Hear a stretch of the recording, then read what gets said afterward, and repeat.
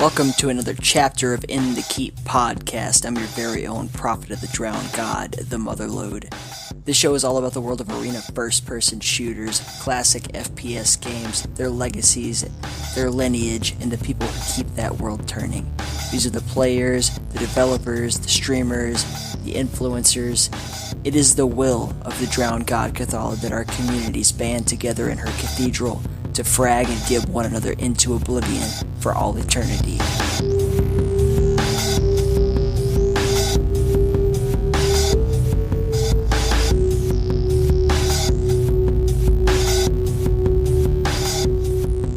First of all, we want to thank all of our supporters, everyone who does anything for the keep, and especially those who have donated their hard-earned money towards our goal, which currently is to save up about $400 to get you guys some sweet-ass t-shirts. Everyone who donates will receive a t-shirt, and those who don't, well, you'll have the option to purchase one after they have been printed and are available. So, say thanks, first of all, to Dots, to Moose, to Larissa, to Nabe, Paul, Brandflakes. All of these people have been absolutely incredible and donated some of their hard-earned money towards the goal.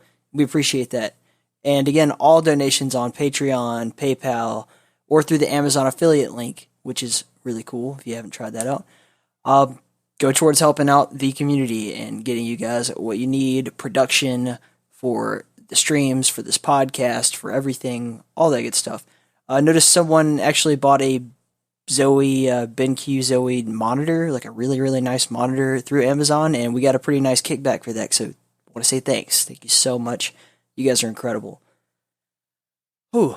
So, before I get into talking about the interview itself, I want to preface it with a couple of things. First of all, we're talking to Devastation, Triple Crown winner at Quakecon this past year, one of the greatest Doom 2 players of all time, and just an absolutely phenomenal guy to talk to. You'll get to hear him describe every little detail of it throughout the interview, which is a pretty good one. I really, really enjoy talking to him. But I will say that during the course of this interview, and actually also the previous interview with Shazik, my AC was completely busted, and I live in southern Arizona, and it's hot as balls here, man. So I had my ceiling fan on, and you can kind of hear it in the background as I'm speaking. I'm real freaking sorry for that, but this is the last time that it will bother you this episode. So after this, AC is already fixed, no more ceiling fan, shouldn't be an issue in the future. But, you know, shit happens. It's really not that bad, but if it drives you up a wall, I understand. Also, this interview was recorded the day before Hurricane Dorian hit Nova Scotia, which is where Devastation lives, and thank God he made it through. Everything's fine, but to anyone who was affected by Hurricane Dorian, God, I hope you guys are okay. I hope your family's okay. Music this week is once again by Igrax Simon. Check him out on YouTube, and with all that said, let's get in the keep with Devastation.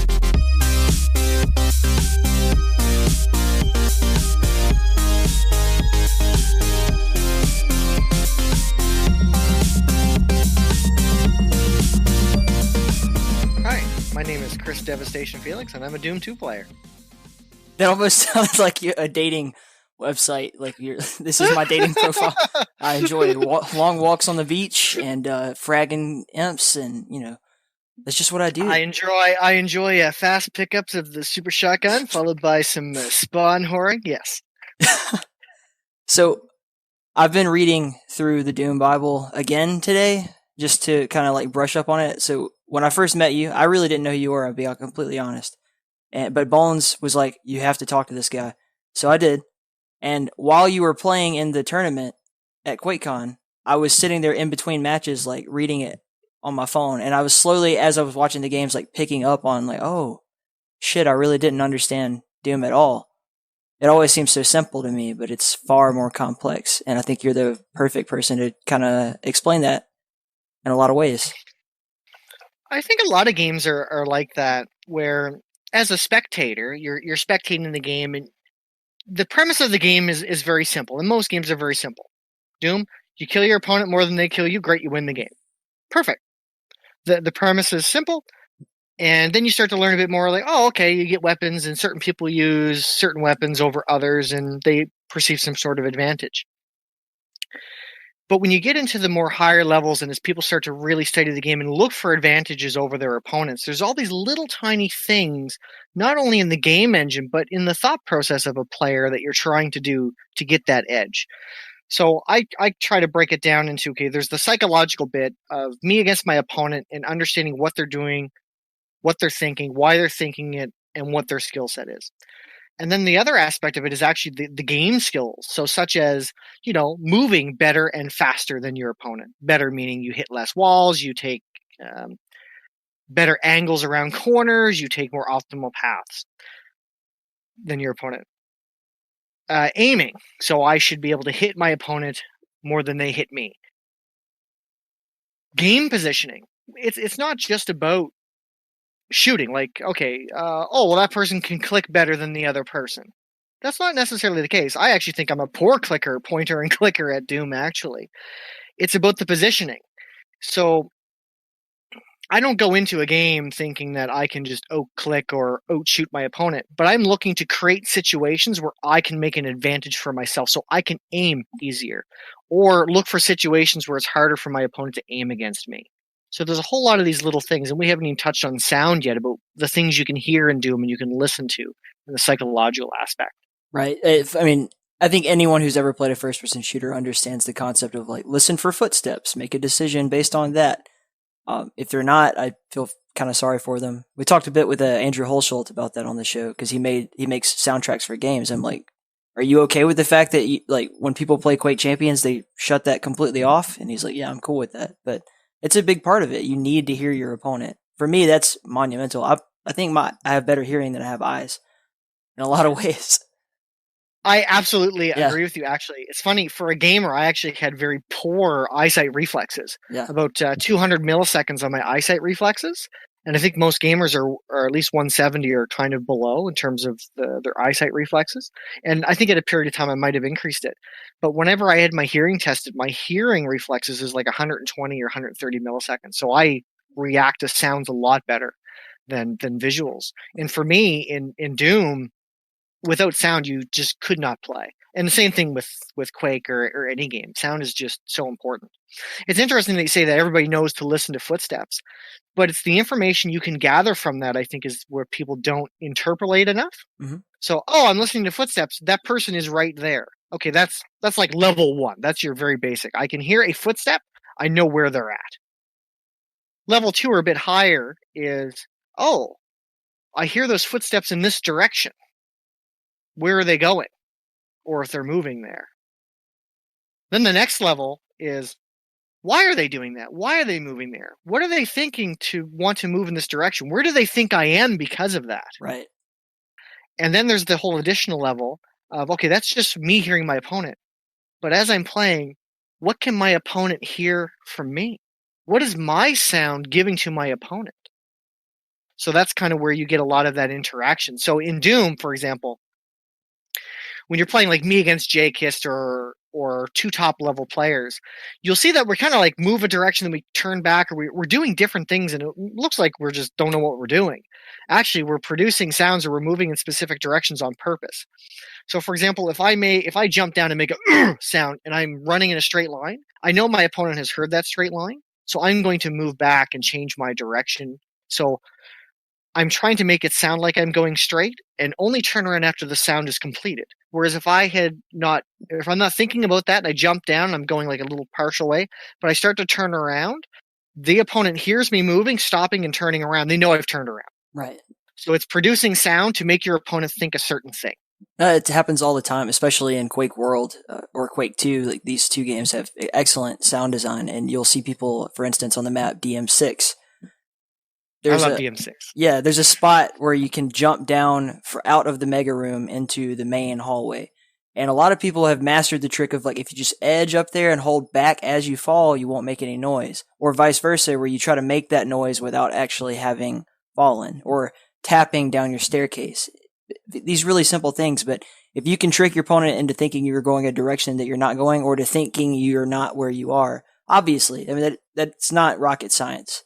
But it takes a lot of players a long time to get to the point where they even have time to think about that, especially in fast-paced games like Quake and Doom. Yeah. Yeah. So No, you go ahead. You had an idea. I know. I saw it on your face. I was going to say, you're right. It's not rocket science. And a lot of people intuitively know they should be thinking, or there's things they could do with that. Mm-hmm. But as you said, it takes a while. There's so many other skills to master first that to get to that level, it's kind of like one of those last things on the list. Like you have to go through level 1 to get to level 2, to get to level 3, to level 4. Very few people jump in a game right at level 4. There's just too many other things to do. It's like riding a It's bike with training wheels on it. yeah, riding a bike. I take it from chess as well and other things. You have the conscious mind and the subconscious mind. Conscious mind is when you actually have to think about it to do something. Like, okay, I need to actively think about this to train it into my muscle memory. But only when it becomes subconscious and then you're just doing it without thinking, have you freed up that brain power to now think about something different and something else. That actually calls back to what you said about eyes and ears, because if you think about your body as if it were a computer, your eyes have to work a lot harder to transfer light energy and consolidate that into your brain as an idea, whereas sound is an older, more streamlined event going into your brain. It's just percussion, sound waves absorbed into your eardrum, and then the nervous. I mean, I'm not saying it's simple, but it's simpler than eyes.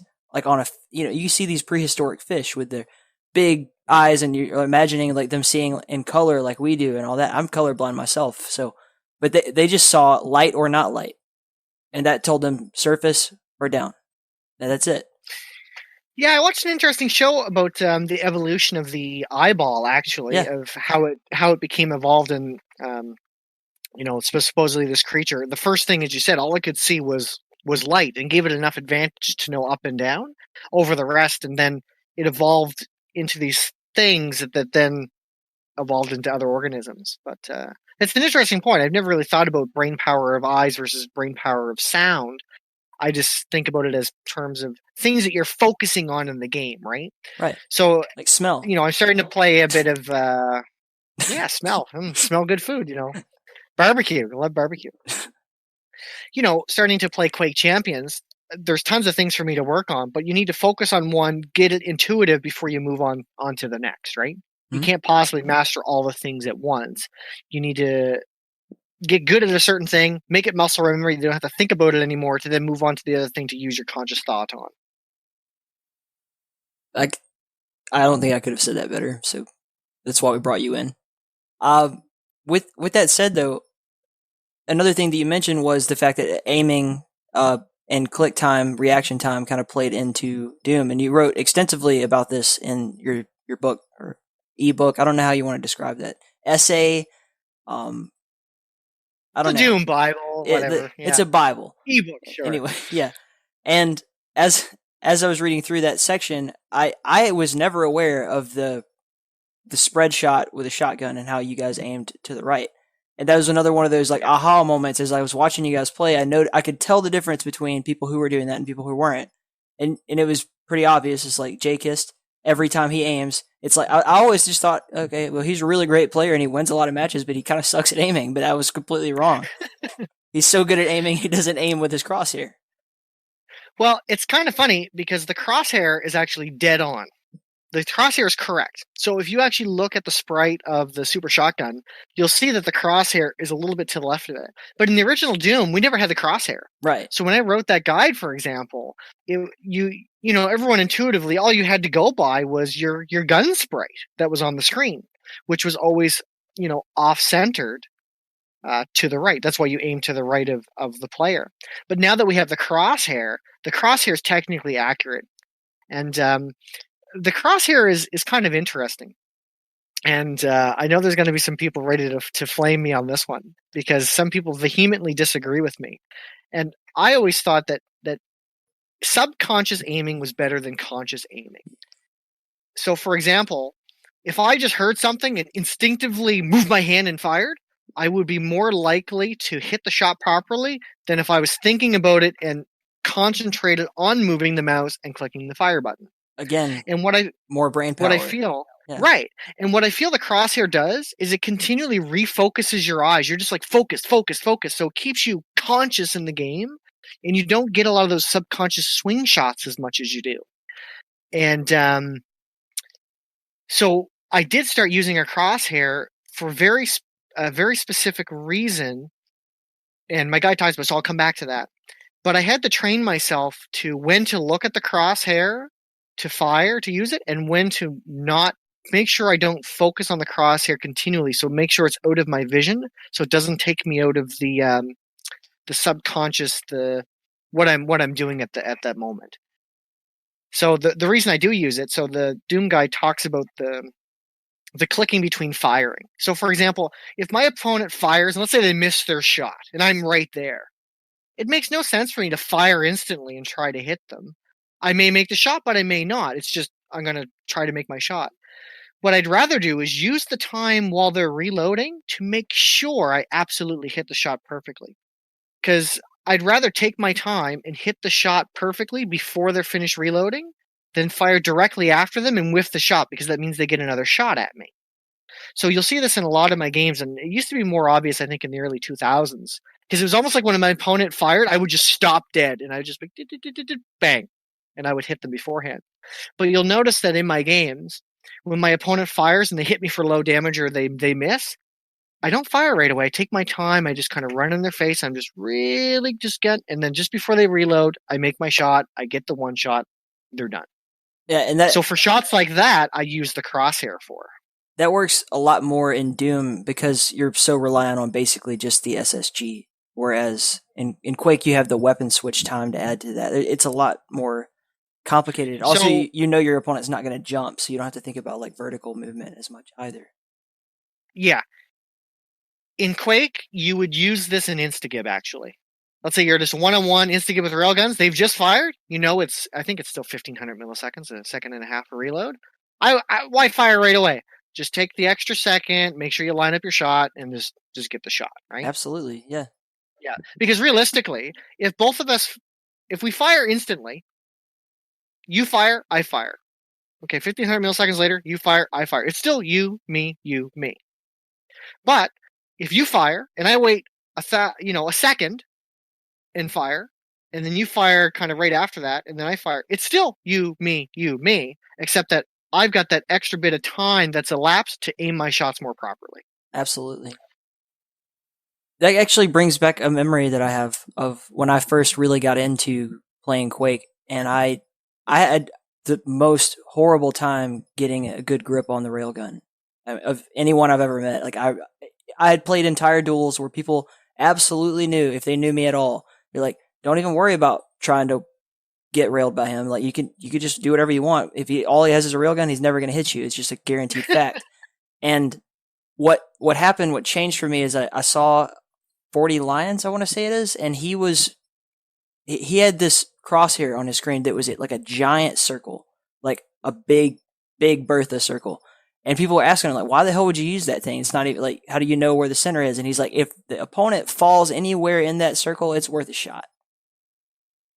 So it just, at that point, and I started training with that circle, and then I gravitated, after I got used to that, I went back to a proper crosshair, but my real game has improved since then. And I think that actually makes a tremendous amount of sense, and I'm glad that you were able to put it into words, because I've never really thought about it on that level.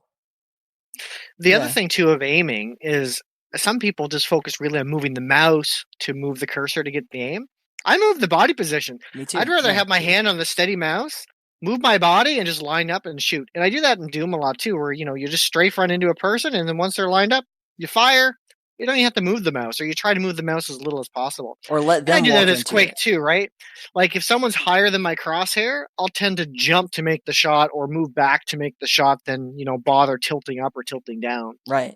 And I think lining up shots like that rather than just point and click is kind of an evolution of the aim, I guess I'd say, in gaming. Like the different ways people aim. Like there's some people that are very good at moving the mouse and clicking. Other people hate doing it and prefer to move the body positions. I mean, you have to kind of know your opponent and what you're safe for doing, because some people are going to just be robots and hit you. But when I think about it, my keyboard hand is always steady.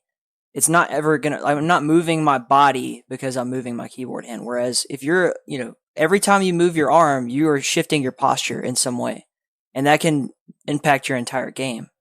So yeah, if you would be inclined, if you're a low sensitivity player, if you move your arm more than with your mouse hand than you do with your left hand, which is just sitting on your keyboard. Your arm's not moving. You're not changing your posture like you would be if you're over here jerking your arm around. And if your shoulder comes into it at all, then it could throw you off even more.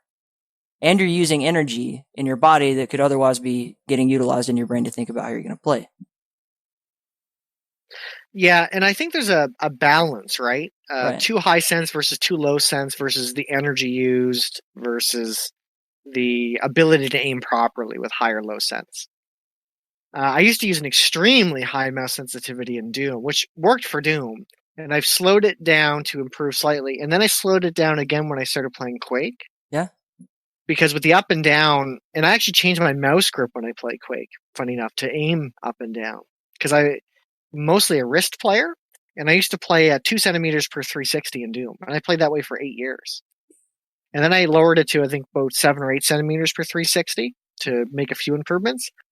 But you couldn't possibly play Quake at that highest sensitivity. So I've kind of chosen the middle ground. Right now I'm at 16 centimeters per 360, so I can play Doom and play Quake at the same sensitivity. Interesting. I've always kind of just dialed it in as I played a game. I've never actually gone through the trouble of doing the math to figure out, like, oh, yeah, I could just do the same for every game. I don't know. Well, the problem is, if I'm playing Doom competitively, I don't want to play Quake, which is completely different mouse sensitivity, because when I go back to Doom, I need to relearn the muscle memory again, or I'm overwriting my muscle memory. The other fact, too, is because I want to play Quake a bit better, I can hone in a sensitivity on Doom, and then when I go to any other game, I just know, oh, I need to turn this way or turn that way, and it's just the same. It's something I've done for 18 years versus learning something brand new from scratch. Again, muscle memory that just happens in the subconscious mind. Yeah.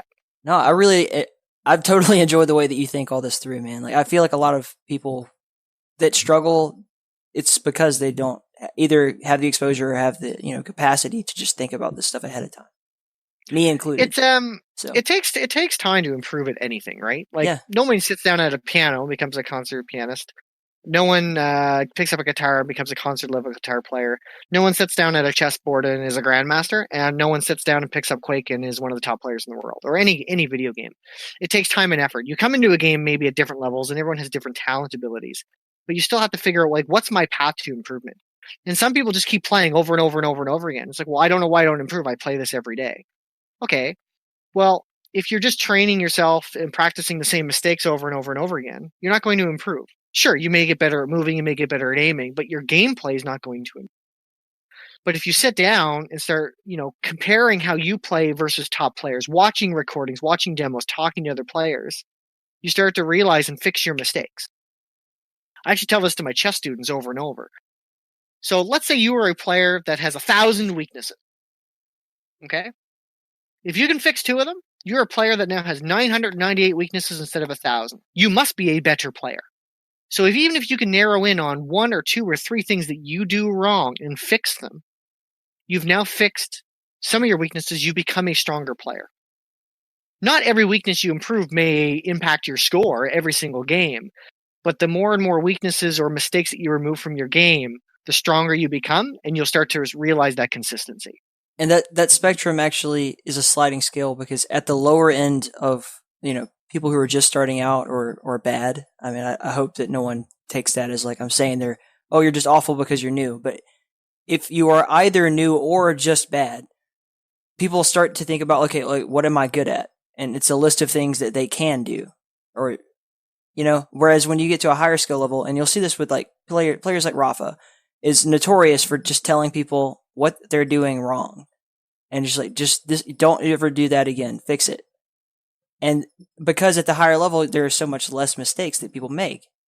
You're not making a lot of mistakes, so it's easier to point out the mistakes. And some players will take that as like an offense when they get a higher level person telling them what they're doing, because they just tell them, you're doing this wrong.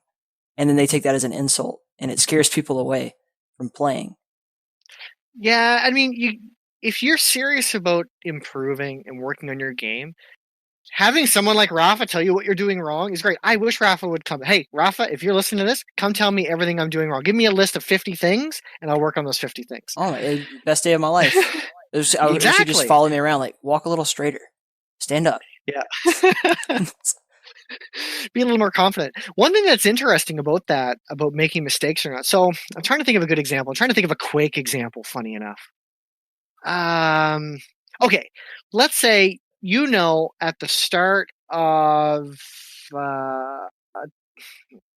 campgrounds, DM6, I guess. Yeah. So I'm thinking Quake Live here. I'm not thinking Blood Covenant. I'm thinking Quake Champions. Like, you spawn at Lightning Gun. Your ideal situation is generally grab Lightning Gun, grab Mega, go up, grab Rocket Launcher. You're supposed to run over and take a few pot shots at the Mega Armor generally, or Red Armor, sorry. And let's say you're too slow to do that, or you just don't have the skill level to do that play, but it's the right play. A lot of people say, I don't got the skill level to do that, therefore I'm not going to do it, I'm going to do something different. I think that's the wrong take. I think you need to make the play and get better at making the play. You shouldn't choose not to make the right play because you don't believe you have the ability or don't have the ability. You need to continually make the right play and then get better at your abilities. So when I'm reviewing some of my demos when I was playing a bit of Quake Live, I would actively think, like, was this the right situation or not? Because a lot of people are, this is a term you get from poker, results oriented. I died in this situation, therefore it must have been wrong. Not necessarily. You might have played it terribly, but the decision might have been correct to take a certain battle. So you take this fight and you lose, and you've got to be really honest with yourself to say, well, was that the right decision or was that not the right decision? And you need to do it on both sides. To say, you know what? I made the right decision. It was the right play to make in this situation, but the guy out LG'd me and I died. Okay, fine. But you made the right decision. On the other reverse, you jumped down and you won the battle. You still have to be honest with yourself. Oh, that really was the wrong decision, but I happened to get out of it through my aim. Okay, stop doing that. Don't do that anymore. Even though you got away with it and you won that situation, if you know that it's not the right thing to do, I bet you, if you actually counted it, you lose more in that situation than you ever gain.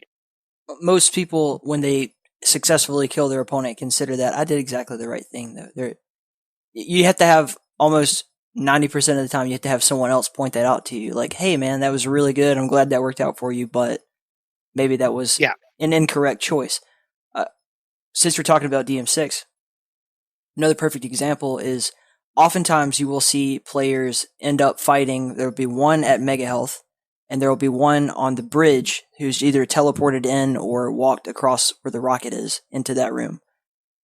And you can't get to Mega before your opponent. You already see him going up the jumper. He's going to take the Mega Health. You can't regain control of the Mega Health until the next go around.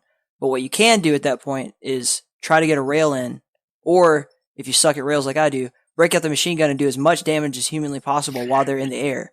Because they're very unlikely to shoot you back at that point, and then you have the ability to, okay, I've negated their power up. They're no longer going to have the effect of that item. You don't even have to finish the fight there, and a lot of people will try to. What you do is you go back through rocket, you drop, and you take armor again when it respawns, and they don't have time to get back there before you. At that point, they have to try to engage you at some point or evade entirely, so they could only be in a couple of different places. This is something I really liked about the Doom Bible, because you drew diagrams of like Dwango maps where it's like, this is, if this, then you should be here, and if he backs up to this position, now you've trapped him. Like, which comes, I think, from your chess background. I would have to assume. Yeah, that's the hallway battles, right? Which actually does play into D5M1. It was actually made for Map 1. The original Map 1, but it's the same hallway situation. But yeah, those hallway battles were very technical of how to do them, how to place your shots. And if you watch me practice or warm up at Quakecon, I actually run around the map and I try to make those hallway shots just to make sure I got my angles on my mouse and my muscle memory is working well. Yeah, I think I still whiffed it in one of the games against Jakist because I think this is where it comes to. Jakis knows I practiced these shots, and he knows he was in a spot where it was my practice shot. So he crossed sides, which is normally no one would ever do. And I probably should have known that he knew that it was one of my practice spots and would probably do that. But anyhow. It's always the best games to spectate are games between two people who know each other's gameplay intimately. Even if they're not friends. Like, there's classic, like, Cooler and Rafa, or, you and Jakist, or anything like that, where you get to see you see unorthodox play not because these guys are making mistakes, but because they know that you're so well trained. You're going to go for, I'm going to shoot at this angle, as you just said. He knows even if that's the right position to be in technically, don't be in that spot because you know how to hit him there. And Yes.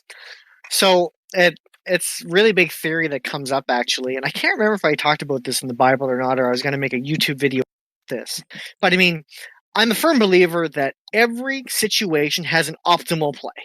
In this exact situation, there is one perfect play or one correct play, and others that are not as correct. However, always making the correct play, because you are now predictable, makes it slightly less than optimal. And I think I once threw out percentages that you should do the optimal play like 60% of the time, and the second best maybe 30% of the time, and the other 10% you should throw some things around.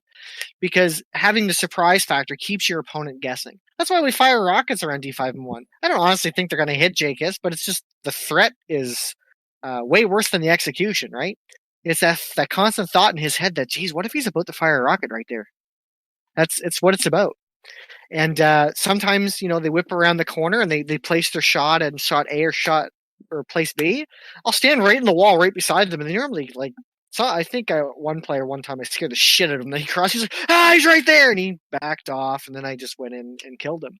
But it's a dumb spot to sit. But I only sit there 1 in every 100 times. So get your one frag out of it, and then just don't do it again for the rest of the game. Get them to assume you won't do that, and then when they see you do it, then they try to catch you doing it again, and they get confused. And sometimes it's even a mind game of just making them, again, we keep saying it, use more brain power than they need to, because they'll start missing shots if someone gets confused and they have to start actively thinking and adapting to a situation. A lot of people will just I'll do it all the time. I get off kilter because I'm having to rethink my entire, okay, my habits are not working here. So I have to come up with a new plan. And that can take a while, especially on a small map.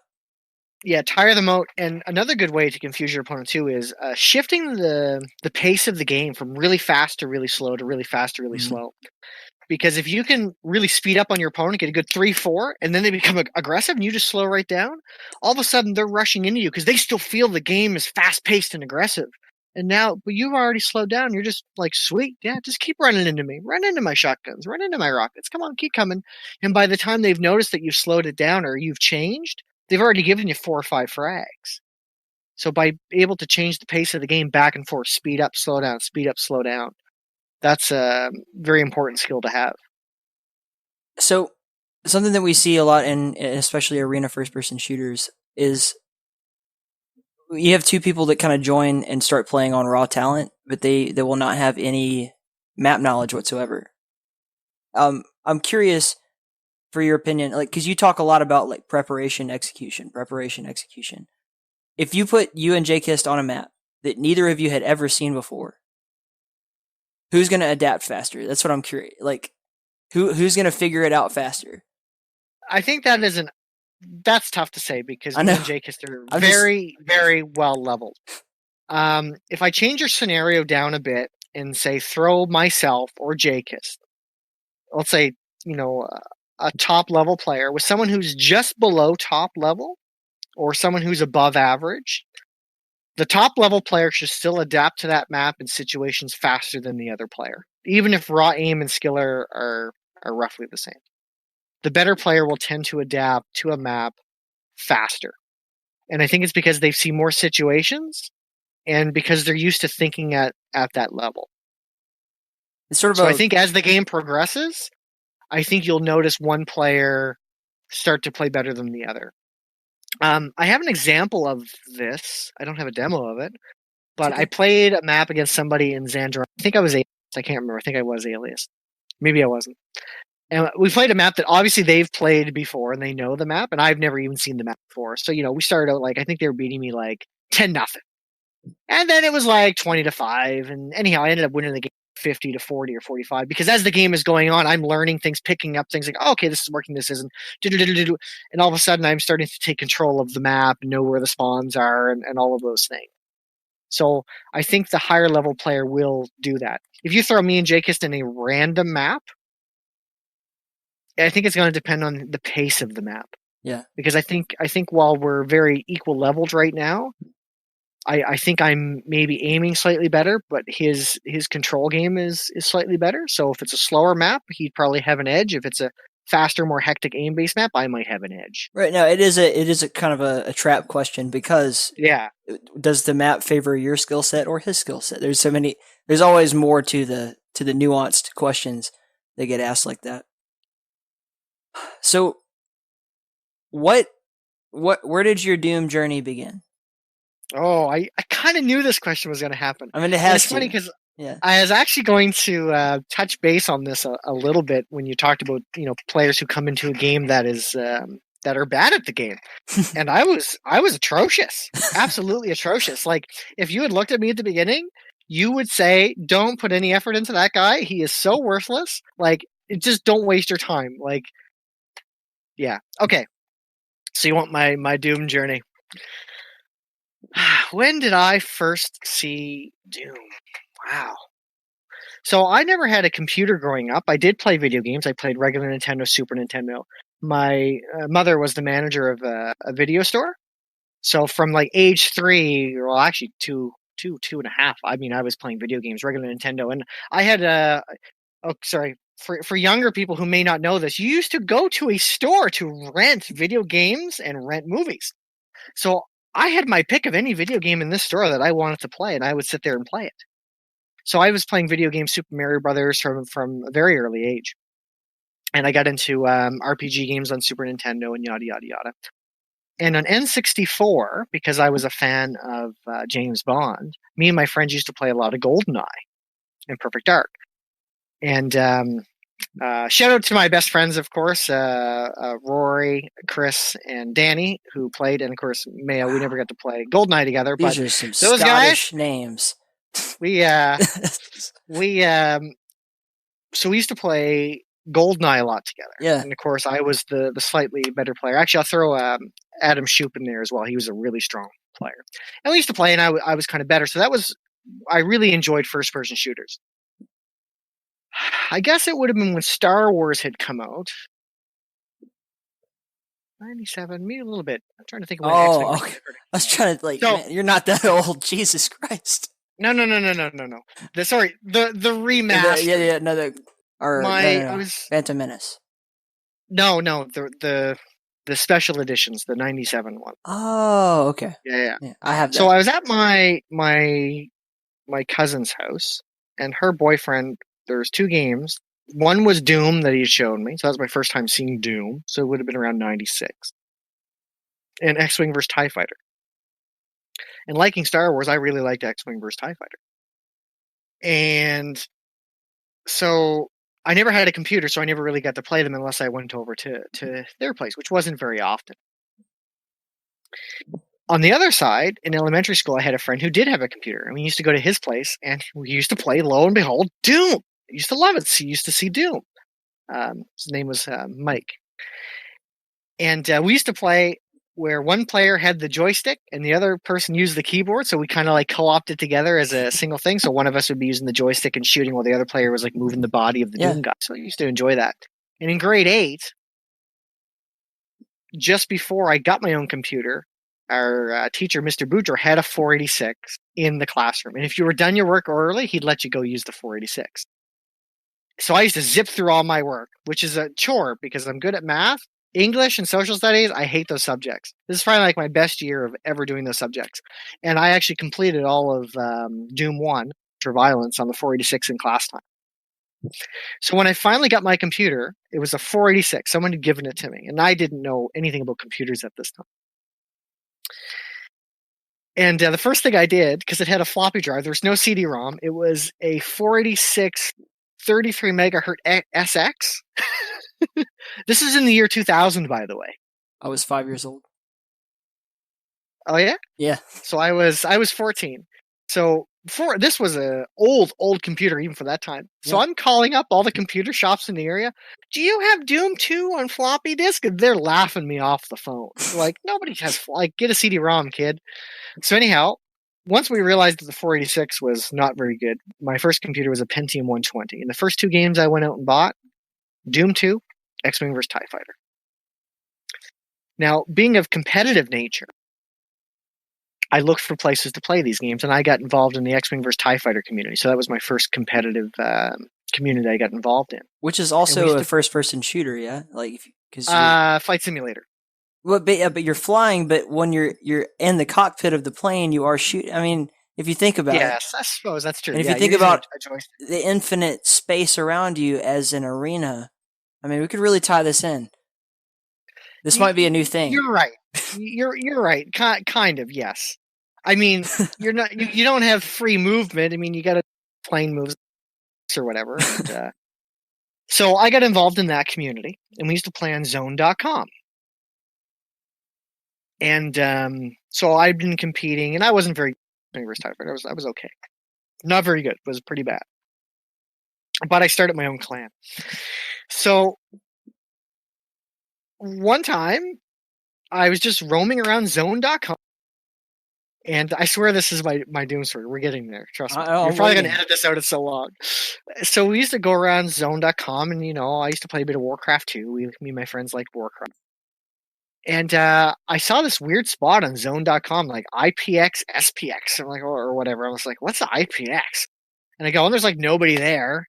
And there's this one guy there, like NCDS. And I was like, what do you do here anyway? Like, what is this? And when you launch a game, because usually in Zone, your X-Wing vs. TIE Fighter, you click launch game, it just launches the game. So we're on Zone.com, and he's like, oh, well, you can play Doom and stuff here. Oh, okay, I'd love to. Let's play some Doom. So, of course, we launch, and I'm expecting it to launch Doom. And, of course, it just launched this black screen, like a DOS screen. I used a 46, so I knew DOS really well. And I'm like, what the hell? I'm like, why did it launch DOS? He goes, oh, you got to, like, manually join. I'm like, oh. He's like, wait, do you have Doom 2? I'm like, no. So, anyhow, NCDS gave me Doom 2.wat. And I later paid for it. Don't worry. I later paid for it. I have a copy. So, and he taught me how to join a Doom 2 server. Okay, cool. Because I played a bit of Doom 2 at my friend's place, but not on my computer, or vice versa, something like that. And we always played Doom 1.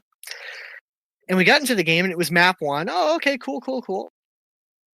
And he beats me 50-2.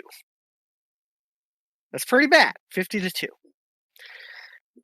And I remember, I was like, there were some weird things that happened in that game. Because remember, I didn't know how BFG worked. I was like, and anyhow, he sent me a demo to watch. He taught me how to like load demos. Oh, cool. And then I saw this weird stuff that him and his brother Esox were doing with the BFG, and he explained it. I found out how the BFG worked. But anyhow, he would beat me around 50-2. And then a month later, I ran into this guy on Zone. So now I know how to launch a Doom game. I'm like, sweet, you can play Doom online. Like, this is awesome. And I found this guy, Beefy Snack. His name was Beefy Snack. And we loaded, and we played map 1. We had agreed we would play map 1. And he beats me in map 1, 50-2. I killed myself twice. That's the best I could do against this guy. And it was just, it was crazy. I'm just like, wow, like these guys are so good. And then I asked him, I said, can you teach me how to play? And he said, sure, I'll help you. Anyhow, turns out that this guy was Dominus, the Dominus, who at the time was one of the strongest players in North America. And he taught me how to play Doom. And the first thing he did is like, do you use a mouse? I'm like, no, I use keyboard only. He goes, use a mouse. So I copied his configuration, and we did a bunch of stuff, and we actually played and practiced. I think we were playing 4 to 5 hours a night all summer. And then I got introduced to the Nightmare community and just kind of went from there. So this was in 2001. But the most important thing Dominus taught me was nothing to do with Doom, really. But it was how to think, how to learn, how to improve. Of watching other players' games, looking at what they're doing. Reviewing your own games, looking at what you're doing differently than they are. And comparing the skill set and practicing. So practice, learn, review, all of that thing. And I actually applied it to X-Wing vs. TIE Fighter and everything else I've done, including chess. So that's the one thing I'm very thankful for Dominus for. He solidified a method of thinking and improvement that I've taken and used in other things. That was one of the things about you that really made me want to talk to you, is when we were standing there. By the way, if anyone listening to this hasn't figured this out, Devastation, Triple Crown Doom 2 winner at Quakecon 2019, all the way, which was amazing. But one of the coolest things that you did the whole time that I was hanging out with you guys was after you won, I think it was 2v2s. Two of the other competitors were like these teenage boys, and you walked up to them afterwards and you shook their hand, and then you just started giving them tips. You didn't you were so respectful, and you're just like, hey, you guys know, like, you can strafe run and all this kind of thing. And I was like, man, this guy is just, to have someone who's a top player and is also willing to teach is so valuable to this community in general. Like, you can't, if we don't have that, we really have nothing. The legacy won't go on. That's true. I will edit your story slightly there. They actually asked me something about Doom first. I usually don't come out just saying, hey, here's things to do differently or whatever without getting a... Because as you said, some people take offense to that. And I've learned to back off, that when I think I'm helping somebody, they take it as an insult. Yeah. So I usually kind of gauge it. And they had asked me, they're like, okay, wait, this is what, I think it was Sino who said, he said, okay, can you confirm for me, like, moving sideways or diagonally is faster, right? I was like, yeah. And it's one of those things that, I get excited about helping somebody or teaching. Because you know what? If it wasn't for Dominus saying, yes, I'll teach you how to play, I probably would be nobody in video games. And it's one of those things of paying it forward as well, right? Like, I've benefited from someone willing to show me and write and teach me things. And I think it's important for the people who are strong players to pass on their knowledge of the game as well. So, I made the guide in order to teach people. I've made some YouTube videos in order to help teach some people. I've taken some people aside and taught them how to play who asked me to progress the skill level, right? Because it keeps the game competitive. It keeps more people in the game. Like, it's not a secret how we play. And I think a lot of top players in various games are very open like that, actually. I mean, I've had a conversation with Raph on stage at QuakeCon 2013, actually. He was preparing for the Quake finals. I was preparing for the Doom finals. And we had a conversation. And I've talked to a few other people from the Quake community, and most of them are very willing to share that knowledge. And I think it's important for our community to share that knowledge. And I've always been a bit of... there's many people who think I'm an asshole. And it's because they see some of the things I do without the full context. And when I join a server and somebody's bad-mouthing a bad player and telling them that they're, that, oh, you're shit, you shouldn't play, it pisses me off. So I do the same thing back to the abuser and basically go, look, how's it feel? Right? Yeah. Because I think we need to take those people, instead of scaring them away, you suck, get out of here. Like, why do we try to scare away all the new blood? Like, no, you know what? We want you here. We're willing to help you. Like, come on, let's show you how this is played. Otherwise, your community dies. You're left with 10 people who don't play. Reach it, Father. Or sorry, you've got only 10 people that play, and then they wonder why their games die. Like, we need to be friendly. I don't agree with dumbing the game down and but I do agree with teaching new players, like giving them resources so that they can learn how to play. Absolutely. Because that's how you keep the people who want to learn. Like, if Dominus said no I'm a person who is willing to learn. If Dominus said no to me, I wouldn't have known where to turn. I would have been like, Doom was fun, but I'm going to go play this other game now. That is so huge. Like, having a willing person teach you is like one of the. It's because most people that play games are like young boys who feel like socially isolated, and they're looking for like an older role model to. Even if they're not older, whatever, someone with a skill that they can pass on to you. And that mentorship is a huge part of development. I know that you teach chess to children, yes? Yes. Like, that is such a big part of being a boy, is mentorship and finding someone who's willing to pass skills along to you. That's far deeper than video games or the Doom community or the Quake community or anything like that. That's like a soul level thing that people need, or they're going to go nuts, and we're going to end up with an anarchic society of, I don't know, like people who post shit gifs or whatever, shit posting all over the internet. It's true. Don't forget, we want girls and females to play video games and chess as 100%. Well, right? Not just boys. No, don't get me wrong. I 100%. I want everyone to play these games. I'm just saying, most of what you interact with. Or in your situation, in my situation, I can't speak for girls, is what I'm saying. Yeah. And it's not even just about the game itself, but it's about the skills and abilities you learn that can be passed on to other things. So, I mean, I have a degree in information technology and I'm an analyst by trade, which lo and behold is about analyzing a situation, figuring out problems, and figuring out where you need to be and the path there. That's something you can learn from video games. It's something you can learn from chess. It's something you can learn from anything.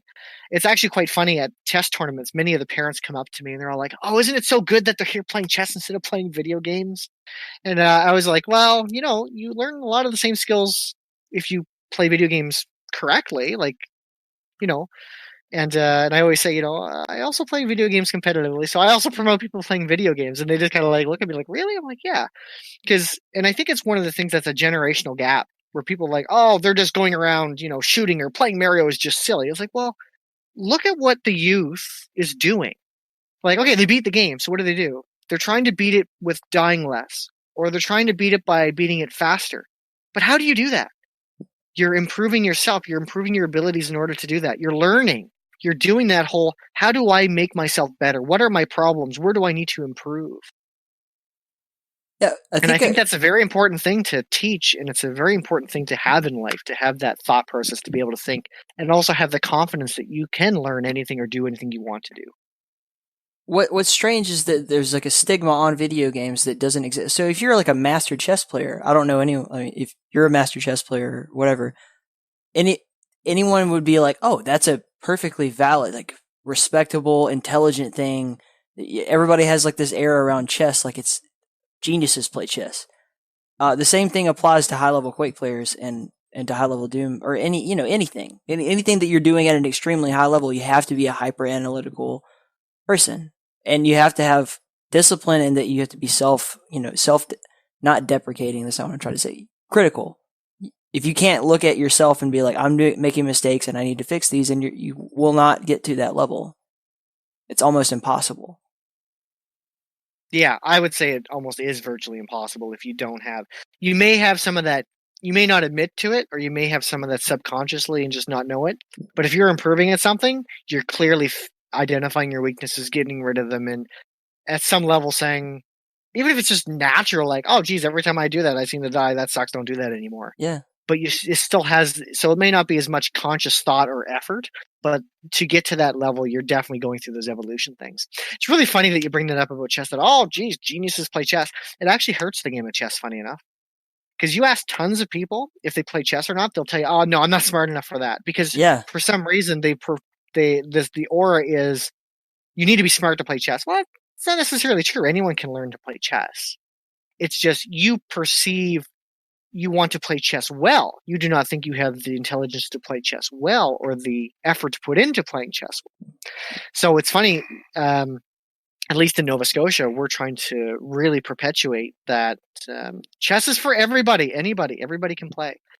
And I always love this one. I'll ask somebody, do you know how to play chess? No, I don't know how to play at all. I mean, I know how the pieces move, but it was like, okay, you know how to play, but you perceive playing chess as playing chess well. Or you think when someone says, do you play chess, are you good at chess? There's a difference. And there's so many people that actually play chess, but they won't come out to any kind of club or event or whatever. Right. And maybe it's because chess is seen as intellectual, and they feel that if they lose at chess, people think they're not smart or not an intellect. So you're right that chess has that aura or that stereotype of being intelligent, and video games doesn't. But it's funny how that also hurts the game as well. That's totally true. But in the opposite kind of standard applies to video games, because everyone thinks they can play video games. Like, oh, it's easy. You just run and you shoot. And then you get these people that come in and then you're like, hey, you try to be cool about it. Like, may I offer you some help? Or may I take you to a private server and give you some like tips? Because I saw a guy, God bless him, man. It was Warfork we were playing, and he got mowed down like 50 to -4 or something like that. And I'm like, I'd been there before. I get that. So I was just trying to be cool and be like, hey man, if you're like not happy about what's going on right now, don't be discouraged by that. I'm more than happy to like take you aside and kind of give you some pointers. And his mindset was like, no, I just need to keep doing it over and over again, and then I'll get good. And for some people that's true, but I don't know. It's such a balance. Like, so for me, I get that with learning maps. I don't really do well with just kind of picking up maps on the fly. I need to spend time alone bouncing around a map and just kind of like, okay, here's the armor, there's that, and this I can make this jump. That I for do me it the is worst way. the worst way. The worst way is you watch somebody else play the map a bit and go, oh, okay, and then you just jump in the games and play it. It's funny in Quake Champions, I think when I was doing I only did this the other week, I was doing like my 10 provisional games to get a rating or whatever. So, of course, I just always picked like Blood Covenant and Blood, because I know those maps quite well from Quake Live. And Right. I think I ended up at an SR like 1800. Well, okay. Then I started playing all the new maps. I'm at like 1550 or something. It's like, yeah, I suck at these maps. And it's a positioning thing. I mean, it's the same aim, it's the same everything else. It's just I don't know the map. I don't know where I'm supposed to stand. I don't know where you're going because I don't know what the map is. But yeah. I think there's two levels, I guess. You bounce around the map yourself just to learn the layout, and then once you start playing it, you go, "Oh yeah, that's not a good idea. I should not stand." You put it into practicality, it's a bit different. There's that one Quake Champions map, and what is it? There's it's in like this little circle area. There's a rocket launcher there, and there's like a pedway. Oh, it's the one. Is it Lockbox? There's a teleporter with the armor and this little yes. The box or whatever? Yeah, okay. So I thought that map was huge. And now that I've played it, it must be really small because I swear my opponent is in my face like every 3 seconds every time I spawn. And I've taken a few wrong routes accidentally, and I'm like, wow, I got to from Mega Armor to health in like 1.5 seconds? Like, what? Yeah, so that's a map I need. There must be some vertical thing with the teleporters that I just do not get. But it appeared to be a big map, but I think it's actually really small. That actually brought back another one of those breaking your own habits things. So I played Quake Champions well before I ever touched Quake World, and I got really used to Blood Run. And then I went back to Quake World, and I started the first time I was like, Blood Run on Quake World ZTN DM3 is virtually the same map except for one small problem. I got in there and I was like, I'm gonna kick this guy's ass, and I was like, where is the fucking mega health? I can't find it because it's underneath. It's not out in the hallway. It's underneath where the teleporter goes up to red armor or nail gun room, depending on which way you turn. And that kind of stuff is just so flabbergasting. I'm like, oh no, just like one subtle little change. Like the most important item on the map is just gone now. Yeah, that's funny. And I'm trying to think if Arrow Walk was slightly different as well. Oh yeah, so Arrow Walk if you transition from Quake, actually just straight from Quake to Quake 2 to Quake Live, there are differences in that there are no jump pads in the original, or I shouldn't say the original, it was ported back, but if you're used to Quake World Arrow Walk, you will not be going up the jump pad that you get on Quake Live and Quake 3, Quake 2. Yes. That's a difference. There's a couple other ones. Yeah. What else comes to mind about it? I didn't know there was an Arrow Walk for Quake 2. Oh yeah, it's fun. It's really fun. Yeah, no, you're right. Quake 2. I like it in Quake World. Put the railgun on somebody, just max them out. It's fun. Arrow Walk always reminds me of Judas. It's got that same kind of vertical style and kind of crazy fast at some spots. I hated Arrow Walk the first 400 times I played it, and then like 401 times I finally got it. I'm like, no, this is a great map. This truly is a fantastic map. But it's one of those maps where if your opponent is better than you, they know every nook and cranny. It's a small map. It's so simple to just, if you know where people move through to place your rockets, you don't, in Quake World especially, the explosion is so big that you don't even have to hit them. You just have to know what corner to shoot when they're walking past it. And it can screw their whole game up. You can spawn frag over and over and over again. But that comes with skill and time that I still don't possess and probably never will. Anyway, I think we were talking about chess still, and then we got on a tangent. So, why were we talking about chess again? So you teach chess to children. I wanted to tie this back in. This is like a multi-layered tangent that we've gone on here. So, when you teach chess to young boys and girls, we talked earlier a little bit about how if we put you and J-Kist on a new map together, how would they figure it out? Or you and a slightly lower tiered player, and you're like, well, because of the wisdom that I've gained through playing this game, I would probably be able to adapt to it better, and then you prove that. What I'm curious about is, do you think that the malleability of a young mind, their ability to figure out new things that your wisdom has not gained you, that you haven't actually ever seen this happen before, does that ever happen to you? In Doom? Well, in any game, I was talking about chess, but yes, of course in Doom. Do you ever see a new player come in and make a mistake that actually turns out like, why haven't we been doing that for 20 years? Does that ever happen? Or has everything already been done? Everything that can be done has already been done before? I don't think everything's been done that has been done before, because maps do and continually evolve as new people put effort into them. Mm-hmm. I wouldn't say someone comes in and like in a course of one game would figure out something like that. No, I no, don't no. think that would A ever young happen. player. But yeah, I think Judas is the map in Doom that's been broken. I should say broken, but has been improved upon more and more and more. And so even in the it was like Judas was the map that people could improve on. Right. So early 2000s, we got me, Ocelot, Sedlow. We're playing a very fast and hectic. Ocelot played a little bit slower, but it was still very basic stuff, and we weren't really using the lifts as much. And it was players like Vampy and Metalhead and a few others that really started to take Judas in another level. And so much so that, we really feared playing these new players in Judas because it was definitely their map. And we definitely had to adapt and figure out why what they're doing is working, and then make it into a theory, and then figure out how to take advantage of it better. Right? And then even more recently, I think Judas took another big jump with Demon Sphere. Actually, Demon Sphere after Quakecon 2013 took Judas in a whole new level, and he was doing some crazy stuff that no one's ever done before or thought possible with the teleporter, and that really became his map, and it was brought to a new level once again. So I definitely think there are people that when they dedicate themselves to a specific map and figuring things out and play test more often, that they will eventually find these little things or improvements or fixes to make. There's always got to be a first time someone figured something out. Every technique that we like, wall running or strafe walking, strafe running, even switch strafing. Whoever is the first guy in Quake 2 that after they're playing the game, everybody's having a good time with it, and then he realized like, wait, and then he like figured out strafe jumping, and then revolutionized Quake forever. At some point that happened. It's probably Thresh.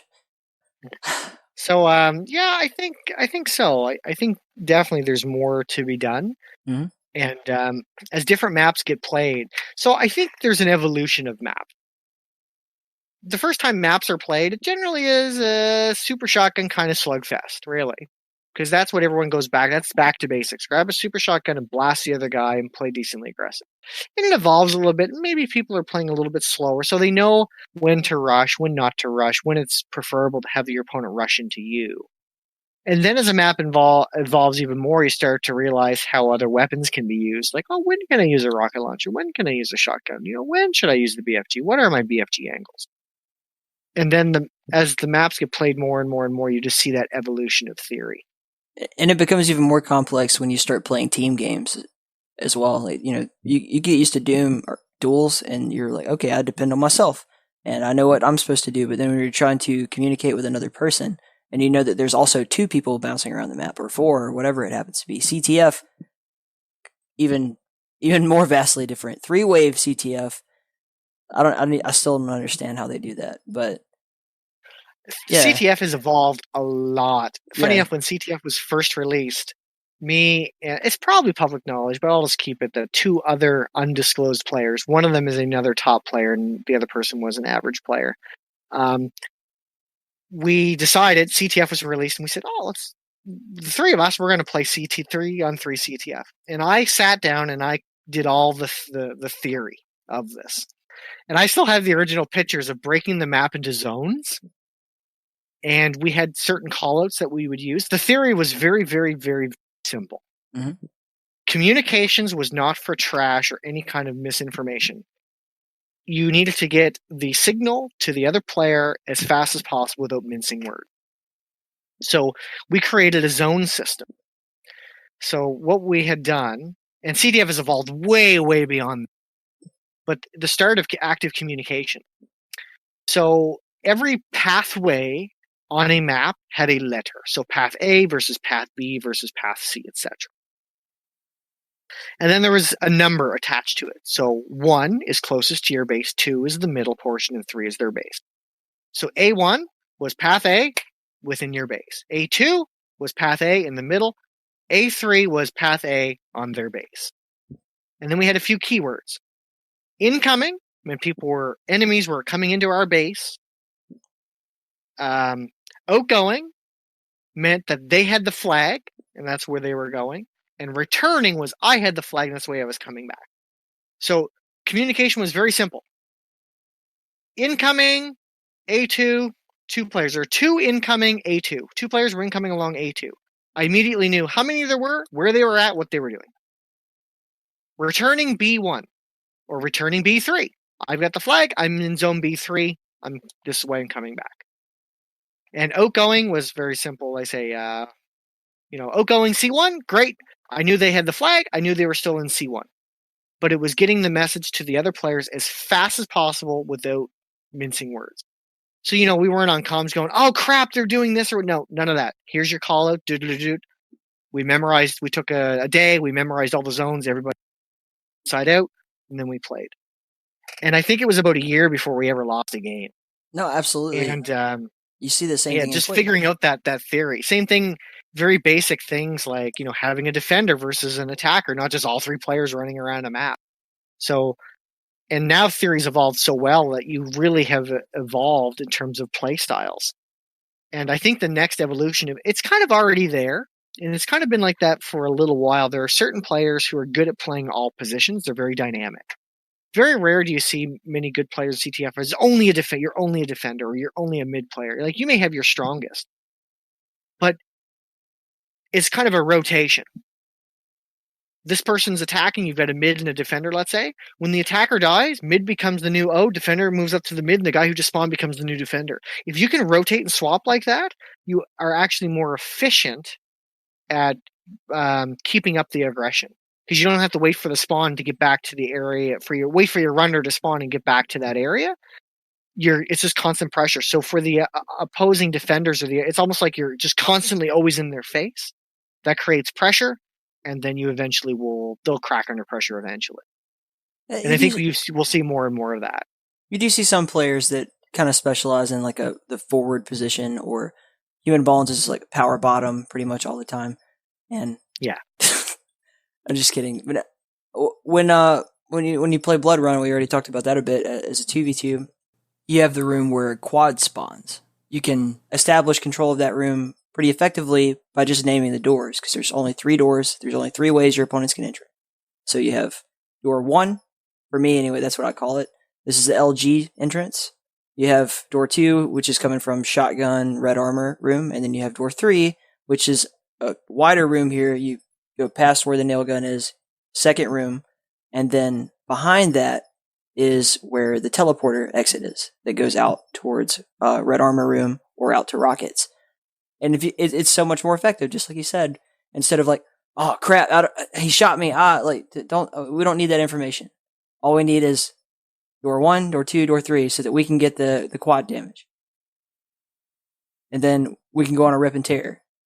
But then, if you fail at that, I guess that your only real escape from a quad damage is to hide, run away, tuck your tail, or try to execute some kind of like, all right, you distract him, I'll let him get a kill, and then I'll LG him in the back. We'll try to take the quad. But with teams, it's even worse, because hopefully his teammate is there with you, and his teammate's going to just LG you down well before you ever get to kill the quad and feed him all the power-ups. Yeah, keeping the communication short but effective is very important too. I think I can't remember if I was behind Rafa or I was watching his stream or one time. I remember they were playing Clan Arena. This is back when they were doing Clan Arena. Man. And I remember in DM6, it's the first time I've ever heard the rail, the ledge to the rail or whatever, being called the banana. Yeah. Because it's the way it's curved, he called it the banana. It's the first time I've ever heard it. From Yellow Armor. When he called it the banana, I just started laughing. Yeah. I love when there's silly names. It makes it even more fun. Yeah, I was always very technical. Like, let's say the first one was always letters and numbers, A1 and this and that. And now we've kind of gone through.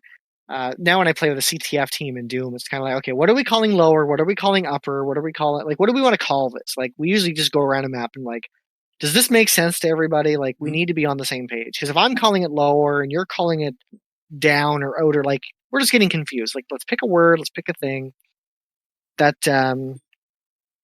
That happened a little bit, funny enough, with me and Jakist in the 2-on-2. I think we were getting confused when we said pillar room or BFG room or something, or the upper or lower.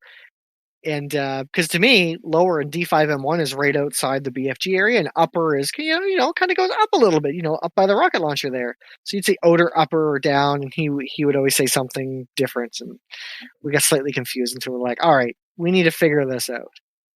Now in 2-on-2.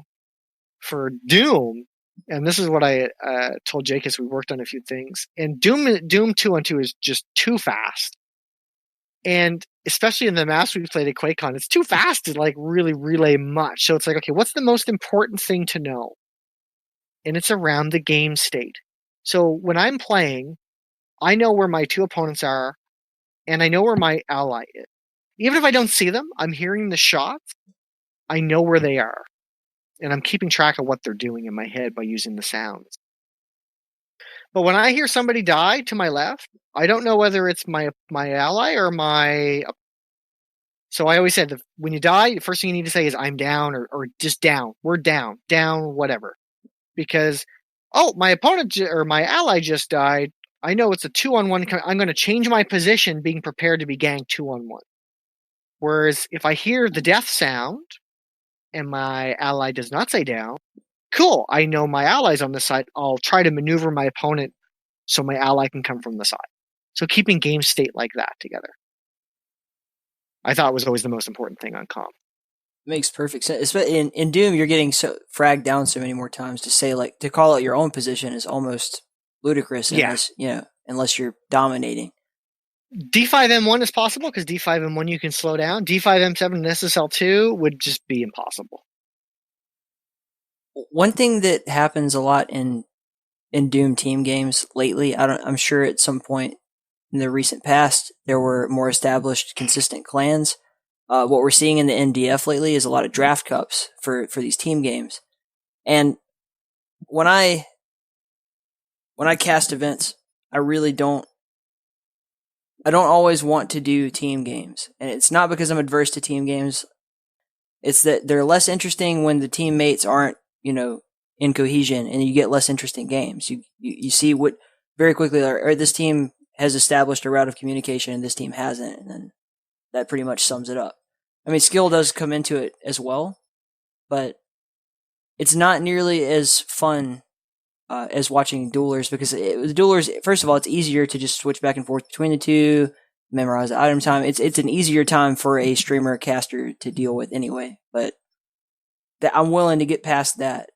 I really would like to see, I'm even for the idea of, instead of having tournaments as events, let's like invite, like, okay, you have this amount of time, put together a clan, practice them up, you practice them up, and then we'll see who comes out on top. Because the tournament thing isn't working in the Doom community currently for me. That's a cool concept. I think things like the CTF draft leagues are good because you play one game a week sort of thing. So you've got the teams that are practicing together. So you do a draft, and then you're with that same team of people for 6 weeks or 7 weeks or whatever, and you're practicing a map for a week. I still think you get interesting games. If you're going to do a draft thing for like a one-day cup, you don't have enough time for the teammates to get to know each other. That's more what I'm talking about, are the one-day tournaments, not a series. Yeah. Yeah, no, one-day tournaments, I think, doing team things, unless if it's a draft pick, it would be harder to do that way, I think. Yeah, no, you have a good point there, but I don't know. I'm always going to lead towards tournaments, but yeah, it'd be interesting to do a draft thing, go away for 2 weeks, come back, and then this is your super match date or whatever, and that gets casted. That'd be kind of a cool concept. No, that's a perfectly fine. I'm not saying do away with tournaments. That'd be insane. I'm saying, what is more interesting for people? Like, if in my position, I'm like, I want other people to see this game and think it's worth their time to do. So I want them to see this game in the best possible light. I don't want to cast an entire tournament and half the tournament is just like, all right, we're waiting on the teammate to get here. Like, yeah, okay, so they're running around the map now, and it's 20 minutes later. It's like, all right, the match has started, and then in the team that was already there and professional, they just wipe them out in 5 minutes. They get their 50 or 70 frags or whatever it is, and all right, well, that was fun, folks. It's like that's to me, that's not advertising the game as best as I can, because my mission, or at least my personal goal, is to do as much for the arena shooter community as I can, and in getting people interested in it, or at least providing a service to the people who are interested in it, and to hear from people like you that they otherwise, I would never get to have this conversation probably if I didn't do a podcast. This is just my excuse to be able to talk to really cool people like you. So, not That's that you cool. wouldn't talk to me, but I mean, now I have a reason to make you sit down we're at an hour 13 minutes, so you can go whenever you want. That's good. Yeah, I see what you're saying about that in terms of casting the game, and you're right. You need people who are going to be there on time or professional. If you run a tournament, and even in the one-day cups, the later into the tournament you get, you're going to get the most interesting teams who are going to be there, know how to connect and on time. At the earlier ones, you almost just need to say, okay, there's 7 servers, please God. Oh, good, there's one server where both teams got there on time, and go cast that game. That's probably one of the ways to avoid that whole 20-minute wait thing. Yeah. One of the best ways that we found. You have any more thought to that? Please add it.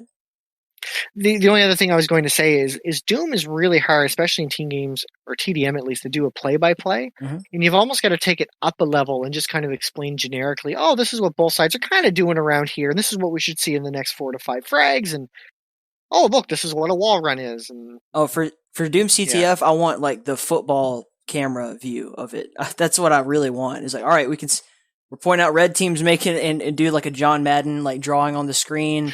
All right, they're doing the old Hail Mary here, yeah, alpaca blue. I just picture that your cast is like the Doom 2 auto map with a little bit with 6 arrows moving around. Yes. This arrow has the flag. No, trust me, we've bounced. Me and Spaced have bounced every idea possible off of that. How do we most effectively convey what's going on here? The first time I ever looked at 3-way CTF was insane to me. I was like, I don't know how the hell I even put it on chase cam. I was just so I could see who had the flag. At least I would know that. Yeah. Yeah, and it's tough. Doom is a very high speed game. But, if you follow a player and you say, oh, this player's obviously playing mid in this situation. Oh, this person has the flag. Let's switch to the flag run. Because I think that's what spectators like to see. They want to see the flag run. That's what they see. They don't know they don't need to know all the ins and outs of how Doom is played. But they understand when that person touches this with the flag, it's the score. And so, someone's got the flag. Let's kind of switch to them, sort of thing. I'm 100%. This is my last one, and I'm done on the podcast talking about differences between Doom ports because I'm getting really tired of doing it. But what I am going to say is that the port that gives me the ability to hit a hotkey that goes to flag chase cam, I'm using that one for a while. At least until something better comes along, because that's a big thing that we don't get is proper spectator tools, because it's an older game. Which port allows you to do that? I don't know. I want one. Oh, is there one? Does it? Otimex does? Yeah. Well, yeah. I have a button when I'm casting. I've got a hotkey set up. I forget what I use. P or something that goes to the current flag carrier. I'm probably going to get a bunch of messages from different people from different ports after this. They're like, "What the fuck, dude? We have that. We've always had every single one does." I'm pretty sure. No one has made me aware of this or whatever. Yeah. But I think I can't remember if it was Zakin or somebody who had originally given me that way back. I used to just hit F12 till I got to the flag carrier, and then I found that I just press a single button and it automatically goes to it. Yeah, and if 2 people have the flag, you press that button and it just flips between them. Oh, I need that. Yeah, it's actually really good. I need to get on that, man. Yeah. But again, Doom CTF, totally new to me. I got to learn that. I've got to really put some time into that because it's really exciting and really fun. But it takes, for me to be effective at what I'm doing, I need to learn the game. So I will. I don't want to. It's definitely good to go into a game and learn played, and it makes casting a lot easier if you know some of those things. No, it's stupid for me. I should never have been there in the first place. It's just like I wanted to, like I had just finished doing another tournament, and I was like, oh well, they're doing this. Maybe I can capture a little bit of it. Huge mistake. But you live and you learn. You make mistakes and you learn from them, and that's what I'm doing continuously. Quake duels, I got that down. Like I can cast a Quake duel any day of the week, but it's a learning process. It's a skill just like learning how to play Doom or how to play Quake. Casting is not easy. And maybe I'll one day be good at it. Maybe I won't. Doesn't matter. But I'm getting better at this podcast, and that's what I really care about. So that's good. Do you have any parting thoughts? Because you're an hour 20 minutes in, man. I don't want to keep you up all night. That's okay. Still got a few more minutes. Is there anything else you want to cover or ask or anything?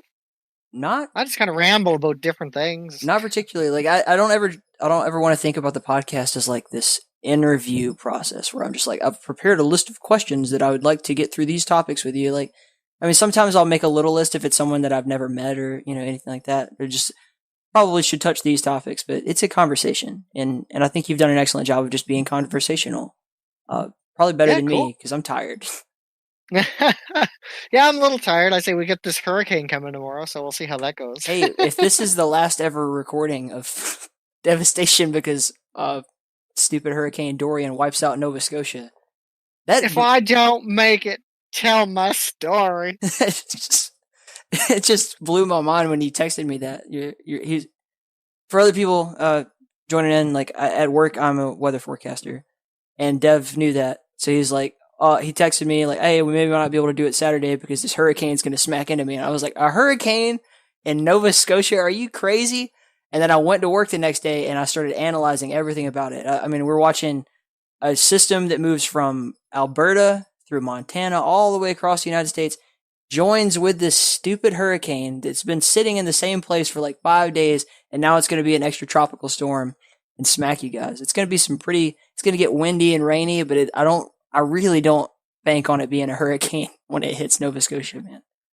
But I don't know, man. So I keep track of these things using the National Hurricane Center, and I've tracked a bunch of them for the last 10 years. And I have a decent sense of when they're accurate, when they're not accurate. And that line is just narrowing in more and more right facts.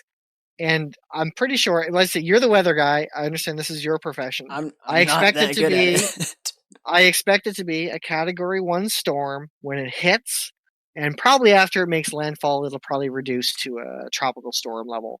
But the one thing that's surprising about this one is it seems to be moving. Originally, they forecasted it to zip past Nova Scotia very quickly. But as you said, this hurricane's been fucking sitting in like one little goddamn location. South Carolina. And now it's slowed down now.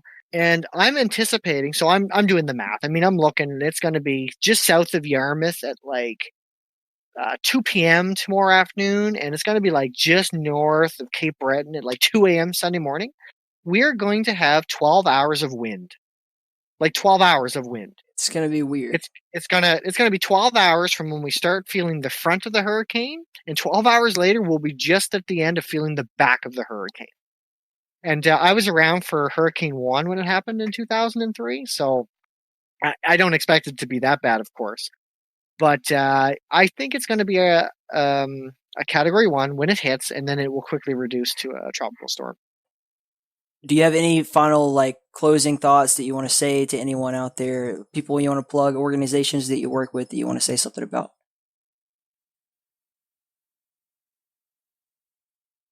I've already given a shout out to all my my good friends, but I'll do it again just in case.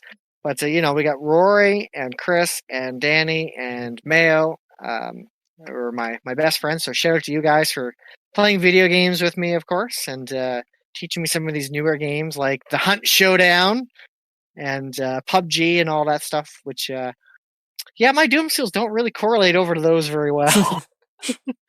But much like anything, and I think everyone can do this, if you really want to get good at a game or get good at anything that you want to do, you can do it. You just need to make the active decision to start and then say, okay, well, how do I start? Where do I go? What do I do? And it's, a thing of how do I improve myself? What am I doing wrong? What am I doing right? How do I minimize doing things wrong and maximize doing things right? Talk to some strong players. If you want to come play Doom, talk to the players. You want to go play Quake? Go talk to the players. There's a lot of people out there that are willing to help and assist. And there's tons of information online now. There's tons of Twitch streams. There's tons of YouTube videos. It's all out there. You just have to actively go and make the decision. I'm going to put a plug in for my buddy who runs Triken Studios, who very interestingly makes kind of like mind puzzle game. And very interesting ones. He made one that it's called Omnicube, and I love this game. It's very simple. It's a block sliding game. You got like blue blocks and red blocks and different color blocks that you got to get into like the different colored exit. And of course, once you decide to move a block in a certain direction, it keeps going until it hits something. And you got to figure your way out here. And it's an amazing game. So check out Triken Studios. Kyle, he's awesome, and he makes games, and he's a pretty good chess player. He's not as good as me and our other buddy Zach Burrows, but he's a good chess player. And he's brought that over to game development. And I'm gonna tell you a really funny story because I promised I would tell this story. It's a lesson learned about being a game developer. So he sends me a level because I was helping him play test this Omnicube. And he sends me this level and he goes, it's a pretty difficult one. And I'm at this for 30, 40 minutes or whatever. And I can't beat this level. And I said, are you sure this is possible? And he's laughing. He goes, yeah, it's possible. Come on, man. Trust me, they're all possible. Okay. So then I set out, and about an hour, I make him an hour-long video proving mathematically why the level is completely impossible to solve. Like, there's no possible combination of moving the blocks. Like, there's a way to exit all the blocks, but there's no way to possibly get them in that combination without getting another block stuck or something. And I mathematically prove it. I send him this video, and I get this message later, and he's just like, I am so sorry. Apparently what he did is he made one last tweak to the level and forgot to playtest it after his tweak. If you're a game developer, don't ever do that. Anytime you change something, you must playtest to make sure it's still beatable. So he apologized because he said, you are so ruthless. You don't admit defeat. He's like, you would have wasted tons of your time trying to figure this out. But he said, instead, you somehow intuitively knew it was impossible and then went out to mathematically prove that it was impossible. So it's just kind of a funny story, and I had to kind of get that jab in there with him. Don't make impossible levels, but no, check out Triken Studios. No, thank you, man. Yeah. And check out the Multiplayer Doom Federation, check out Otomex, check out ZDM, and check out Xandorn. Check it all out. Check out Duskworld, check out Quake. Check out all these games. They're all awesome. They're all great. And they have very good communities. Fantastic.